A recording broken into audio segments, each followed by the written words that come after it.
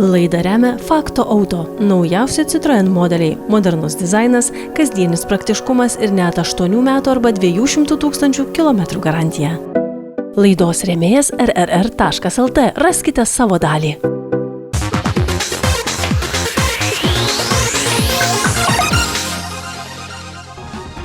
Labas rytas, autopiloto žiūrovai. Šiandien naudotų automobilių rubrikoje apžvelgsime pirmosios ir vienintelės kartos Opel Crossland X. Šis modelis debiutavo 2016 ir buvo gamintas iki 2024, o po to gamintojas nepasiūlė jokios naujos alternatyvos. Tai yra vienas iš tų automobilių, į kurį kiek bežiūrėsi, jo vis tiek nepastebėsi. Nepaisant to, jis turi tam tikrų savybių, kurios tikrai patiks daliai vairuotojų.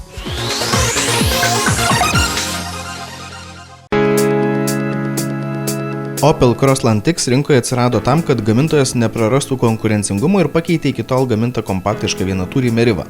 Taip pat tapo praktiškesnė alternatyva tiems, kurių poreikių netitiko Corsa modelis. Niekas nepasikeitė ir Crossland X tapus naudotų automobiliu. Toks modelis kaip Opel Crossland X yra alternatyva tradiciniams miesto hatchbackams, tačiau jis suteikia daugiau praktiškumo ir patogumo dėl savo padidintos prošvaistos ir aukštesnės sėdėjimo pozicijos. Tačiau automobilis nelabai patiks tiems, kurie mėgsta geras valdymo savybės.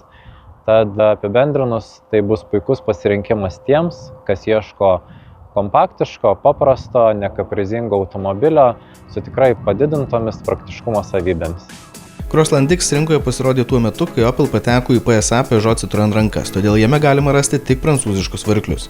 Labai trumpai, tai gamybos pradžioje į šį crossoverį buvo montuojamas 1,6 litro turbo dyzelinis variklis su 120 arklio galių, kuris netrukus buvo pakeistas į naują 1,5 litro turbo dyzelį su 102, 110 arba 120 arklio galių. Benzininių variklių pasirinkimų taip pat neįtin daug. Tai 1,2 litro 3 cilindrų varikliai su turbina arba be jos. Silpnesnės versijos be turbinos turi kiek daugiau nei 80 arklio galių, galingesni turbininiai 110 arba 130.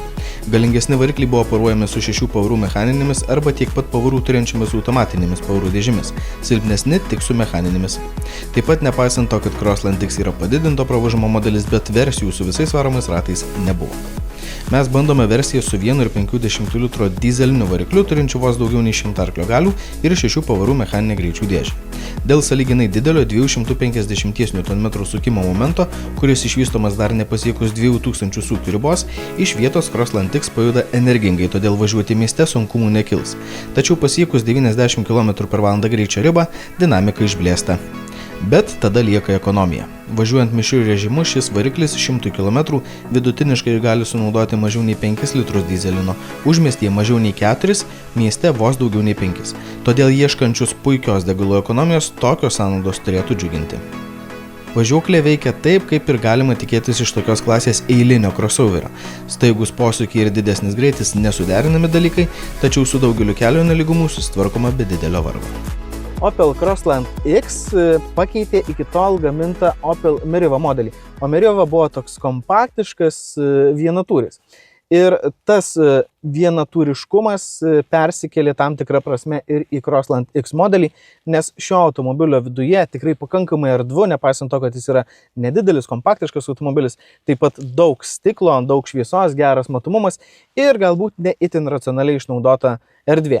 Bet nepaisant to, čia erdvės tikrai netrūksta, tiek galvai, tiek ir priekiai sėdintiems ir gale sėdintiems keleiviams bus pakankamai erdvu ir patogu. Kalbant apie interjero kokybę, iš tikrųjų jokių stebuklų nereikėtų tikėtis. Tai yra ne tik ekonominės klasės, bet ir nedidelis automobilis, todėl čia yra daug tokio kieto, pigaus, neįtin malonaus liesti plastiko. Yra ir tokių medžiagos intarpų, bet jie padėtį tik truputėlį sušvelnina, bet jos radikaliai nekeičia. Kalbant apie nusidėvėjimo ženklus, tai tas kietas plastikas iš tikrųjų turi ne vieną žymę ant savęs, galim pamatyti daugelį vietų didesnių ar mažesnių įbrėžimų. Priekyje situacija šiuo atveju yra kiek geresnė, gale akivaizdu keliavo vaikai ir jie paliko prisiminimų apie save šiame automobilyje. Taip pat čia turime kažkada buvusią lakuotą blizgę plastikinę detalę, kuri turi labai daug tokių smulkių įbrėžimų ir dabar įgavusi matiškumą. Šis automobilis taip pat panašu, kad daugiausiai laiko praleido važiuodamas užmiesčio keliais, nes čia, kur laikoma kairės rankos pirštai, yra kiek pratrinta vairo siūlės, Taip pat gali matyti ir akivaizdų nusidėvėjimą ant guma aptraukto mygtuko, kuriuo yra valdoma pastovaus greičio palaikymo sistema. Na, jis čia yra tiesiog sunaikintas. Kitas dešinėje, kuriuo valdomas garsas, atrodo gerokai geriau. Kalbant apskritai, tai yra toks paprastas, nesudėtingai naudojamas automobilis. Štai, pavyzdžiui, lietimo jautrus ekranas nėra ypatingai didelis, nėra jame ir labai daug funkcijų. Čia galime valdyti pagrindinius nustatymus, galime valdyti radiją, o iš esmės, kadangi jis turi Apple CarPlay ir Android Auto, tai tiesiog įsijungiate tai ir naudojatės visomis esminėmis ir pačiomis reikalingiausiamis funkcijomis per savo išmanųjį telefoną. Todėl gal ir visai gerai, kad čia nėra prikrauta to, ko vis tik nesinaudosite. Apie pigią interjero medžiagų kokybę išduoda ne tik ne pats maloniausias pojūtis jas liečiant ar ją žiūrint, bet ir pašaliniai garsai. Bet koks kelio neligumas iššaukia kai kurių detalių krebždėjimą, todėl teks susitaikyti, kad važiuoti visiškoje ramybėje su Crossland X nepavyks. Bet šildomos priekinės sėdynės bei vairas ir galimybė naudoti Apple CarPlay ar Android Auto yra praktiškos ir kasdieniam naudojimui naudingos savybės. Kiek šis crossoveris patikimas? Benzininiai varikliai turi šlapią paskirstymo diržą, kuris nuolat mirksta variklio tepaluose, todėl ilgainiui pradeda irti.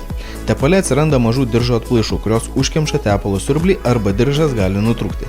Todėl variklio tepalus rekomenduojama keisti kas 10 000 km, o pagrindinį diržą kas 3-4 metus arba 70-80 000 km. Dyzeliniai 1,5 litro varikliai žinomi dėl silpnos velenėlių grandinės, tačiau ją pakeitus į atnaujintą stipresnę problemų turėtų nekilti. Rekomenduojama vengti Crossland X versijų, kuriuose dyzelinis variklis derinamas su automatinė pavarų dėžė, nes ji neatlaiko sukimo momento, todėl sugenda mechaninės pavarų dėžės valdymo dalis ir ji pradeda veikti grubiai. Problemų kelia ir elektronika, pavyzdžiui, elektrinis stovėjimo stabdis, bet dažniausiai sugenda tik pats valdymo mygtukas, todėl remontas nėra brangus ar sudėtingas. Dėl per silpno akumuliatoriaus arba netinkamai veikiančių daviklių gali neveikti start-stop sistema. Dažna pirmųjų gamybos metų modelių problema gendanti salono oro ventiliacijos sistemos varikliukas.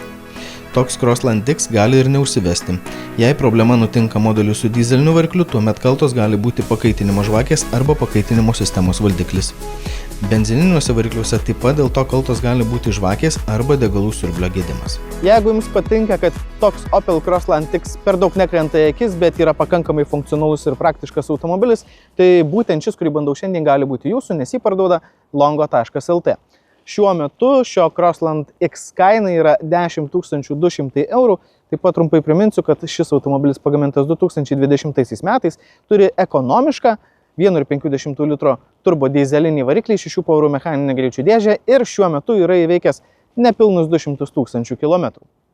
Taip pat norėčiau atkreipti dėmesį, kad visi Longo.lt parduodami automobiliai yra registruoti, turi galiojančią techninę apžiūrą, taip kad vos tik įsigiję savo naująjį automobilį, iš karto galėsite sėsti ir keliauti. Opel Crossland X nekelia emocijų, patikimumas bei eksploatacija taip pat gali kelti iššūkių. Bet jei perkamas dėl išskaičiavimo, jis turi ką pasiūlyti, nes tai erdvus ir praktiškas kaip nedidelis vienatūris, ekonomiškas kaip kompaktiškas hatchbackas bei paprastas naudoti ir naudingų funkcijų turintis nedidelis crossoveris.